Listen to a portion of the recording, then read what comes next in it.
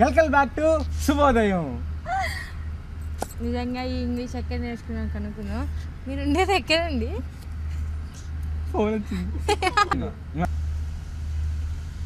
Welcome back to శుభోదయం. Not tell that, I tell you see. I tell a tell చెప్పేసావు, చెప్పు. What you tell, I tell, a tell చెప్పు. Yeah, welcome back to శుభోదయం. How that? చాలా బాగా చెప్పారు మీరు. That one telling, no telling common, variety thinking, no common telling. What is this?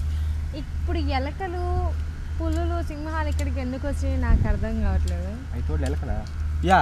కాలు మీరు ఎక్కడ ఉంటారు? కాలు హౌస్.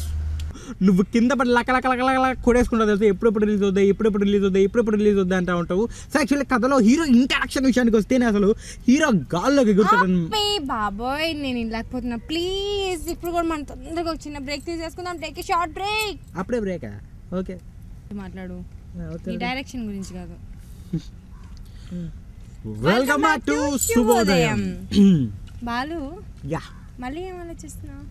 ఈసారి హీరోయిన్ ఎలా ఇంట్రడక్షన్ ఇవ్వాలని ఆలోచిస్తున్నాను అనమాట. యాక్చువల్లీ హీరోయిన్ ఇంట్రడక్షన్ ఇస్తే అంటే ఇలా ఉంటే చాలా అంటే శారీ ఓకే, కానీ శారీలో ఉన్న మనిషి మాత్రం మారద్ది. శారీ బాగుంది, చీర బాగుంది. ఎక్కడ కొన్నావు?